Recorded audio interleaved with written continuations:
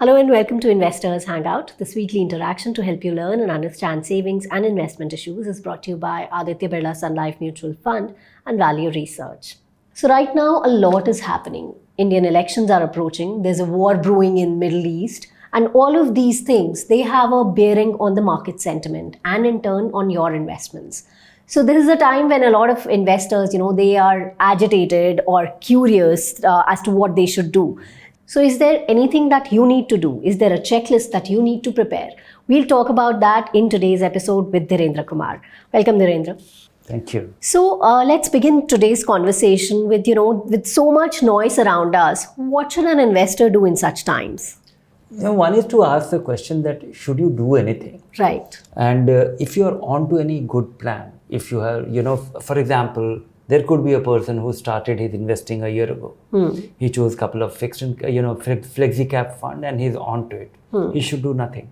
You don't need to. If you have 2 flexi cap fund for your 10,000 rupee SIP, do nothing. If you started investing a couple of years back and then you randomly got into the market and you invested and the market kept going up and you were watching mutual fund sahi hai campaign, you were excited, you did it and the market went up, you're sitting on profit. And then not only that, most people also end up being a collector. You had this fund, you have that fund, that NFO, and you kept on buying that. Buying mutual fund has also become easy. If you're with a collection of funds, maybe sharpen your portfolio. Ask yourself a question that what do you have? Come to Value Research, set up your portfolio and see that do you really need all these, these too many funds? Sharpen your portfolio. The people who have accumulated something meaningful, assuming that you have been doing this, making your investment for last 10, 15, 20 years, and it has accumulated to something on which your retirement will depend, on which your lifetime of income will depend. You need to do something about it because you will get upset. It will be very unnerving. And couple of things to do. First step is to actually reorganize your portfolio. Second step is to, set up a asset allocation, fix your asset allocation. You have to decide at this stage that whether you want to be 75% into equity or 100% into equity or 50% into equity, because till you decide this, how will you make sure that, you have to do something about it, you have to do some course correction. And the advantage of asset allocation is that you will get an opportunity to rebalance. This will have 2 effects. One is that, first is that, when you do this asset allocation and, cleaning of your portfolio, you are so much in greater control of what is going on. Second is that, if market goes down, you will get an opportunity to invest. And you will get an opportunity to invest and you will have a framework to invest. Otherwise, if the market goes down and you are fully invested in equity, you will only have regret and you don't have a framework. So, asset allocation and rebalancing is basically creating a framework for you to act in a logical manner.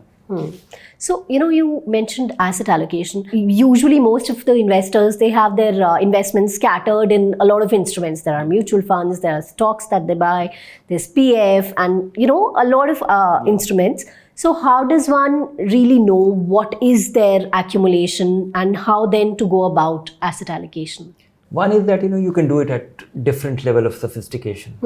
You can just pick a piece of, paper and write that how much is your EPF, how much is your mutual equity fund, how much is your debt, how much is your fixed deposit. Do a sum total of all this and see what percentage is what. Because everything should boil down to equity, debt or commodity. Right. And you will figure out that what is your asset allocation. The more sophisticated way or the smart investors, what they do is they come to Value Research. They put all their investments there, including fixed deposit, including bonds, including shares, because you have stocks, you have bonds.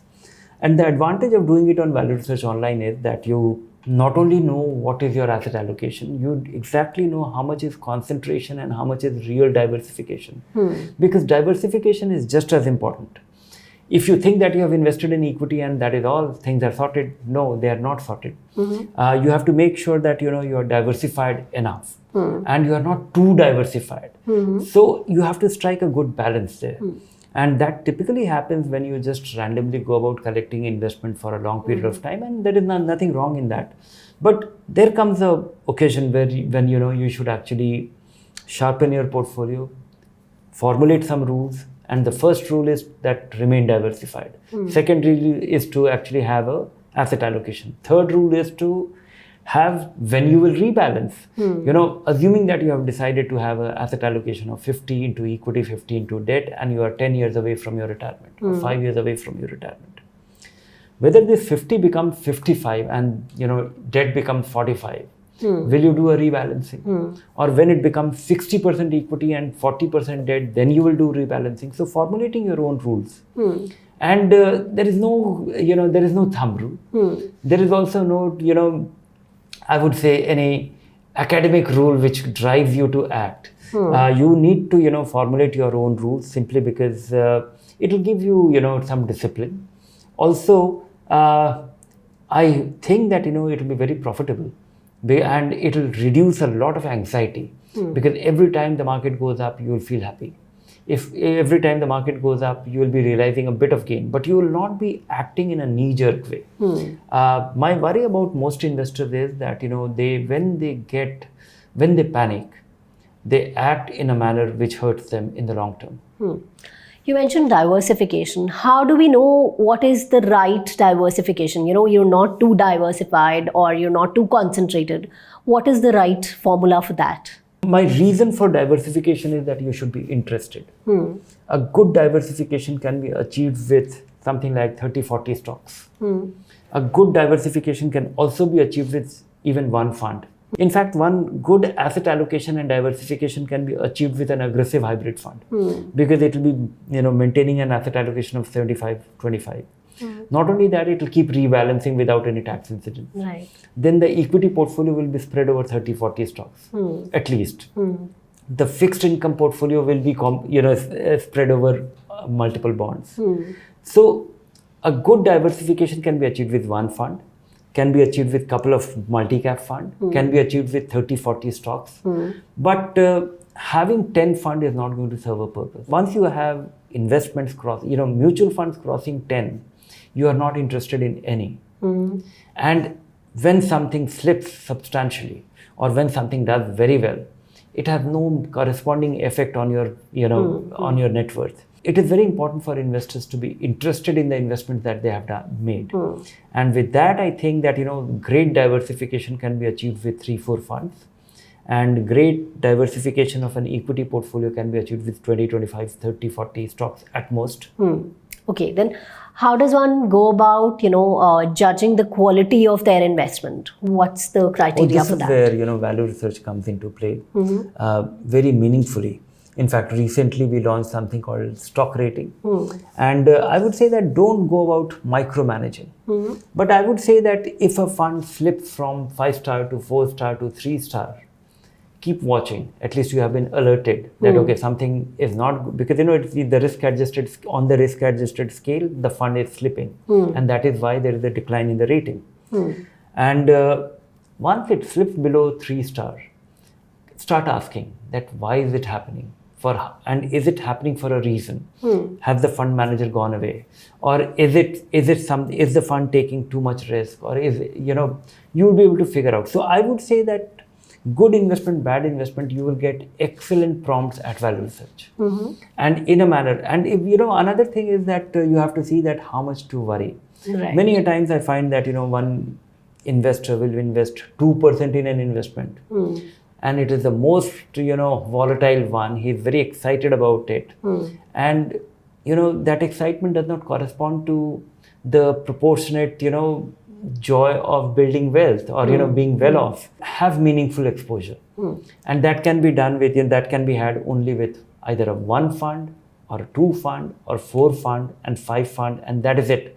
And when it comes to mutual fund, 5 is enough. Okay.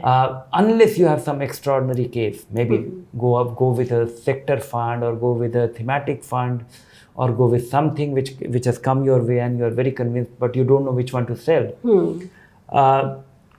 So at most. But keep an eye. Don't have 20, don't have 30, don't become a collector. But what happens is, from personal experience, I can tell you that over the years when you're investing, you gradually stop investing in one fund. You see that another fund is doing consistently well.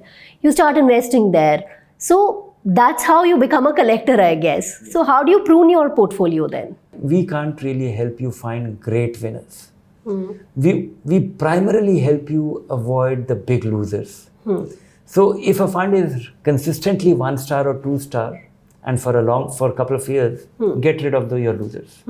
And rest of them, just for sake, unless you have some 10, 15, 20% exposure of your total equity exposure, consider selling them. If the fund has turned bad, if the fund manager has quit, if the fund has started becoming, behaving in an erratic manner, if the fund has some qualitative thing has changed. For example, a fund was doing very well, and now that fund has become so big that it struggles to do well, and the dynamics of that fund has changed. So you will have to read a little bit. When you have meaningful exposure, you are interested, and then you are interested in learning a little bit more. Not too much of learning, but understanding that what is going on, and is it an alarming thing? Because many a times nothing is going on. It is something is just gone out of favor. The portfolio remains the same. It is not doing as good as it did in the recent past. And you can't do much about it. And then it will do well again, because most part of components of the markets are cyclical. And to one fund, how much? What should be the limit to your exposure to one fund house, as such?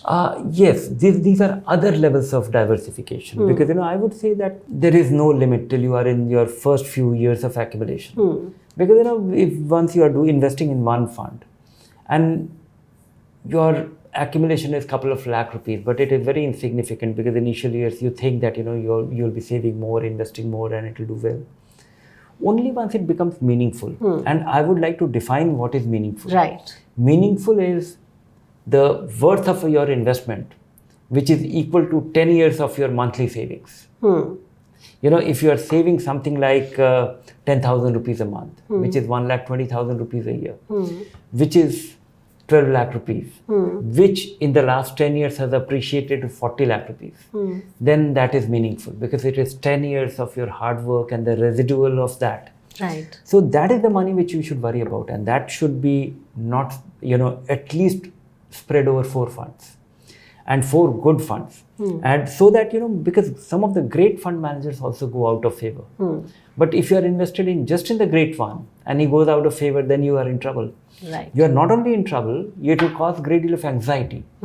By investing in a mutual fund, the way you diversify, it reduces risk, it reduces anxiety, and you are more likely to stick around. Okay. And which is the most crucial thing to succeed with investing. All right, now to sum it all up, if you had to give 5 must-do, pointers to people to prune their portfolios, what would they be? Define what is too much of diversification. If you have, and too much of funds, meaning if you have SIP going on in 15 funds, pick your winners, stop the other ones, reduce it to 4 or 5. Second is that get rid of the poor ones. If you have accumulated something sizable, decide on the asset allocation, work on the rebalancing plan, and make sure that even your debt allocation is, and take a holistic view of your investments. Because many a times your accumulation in your provident fund might be 1 crore, and you have invested 10 lakh rupee in mutual fund, and you're obsessed about it. It doesn't matter, it's just 10% of it. So be rational about this, keep an eye, take a holistic view of things, and when deciding on the asset allocation and rebalancing, take everything in picture. Take a 360-degree view of all your investments. One more thing, you don't have to get carried away by the noise. You are investing for the long term, and every 5 years there is an election. Every now and then there is a war, and every now and then we don't know how the war will escalate and what impact it will have. Control the controllables. You have control on your savings. You have control on your investments. You have control on building a portfolio which is sharp and good enough, and you believe in it. So focus on that, and let the other people. Let the warriors do the war, and politicians fight the elections. Plus, the good news is that Indian markets have become resilient, and things do Yes. not affect Indian markets as much as they used to at one point of time. Yes, Indian market has become more stable and it is not as vulnerable to foreign investors' action. But don't bank on that. Investors' mind is very malleable. People can get upset even when we get the same government back, but with fewer seats or fewer than expected seats. Because market has, it is a very complex combination. It's a cocktail of, so many opinions that it is very difficult to anticipate in the short run. What you can be very confident about in the long run is that things look unusually optimistic. Things look very fine. And markets are not, very expensive. And if you stick around on a plan, you will end up being a winner. All right, then. Hope you find this session useful and you'll be able to sharpen your portfolio, taking cues from what Dhirendra has said.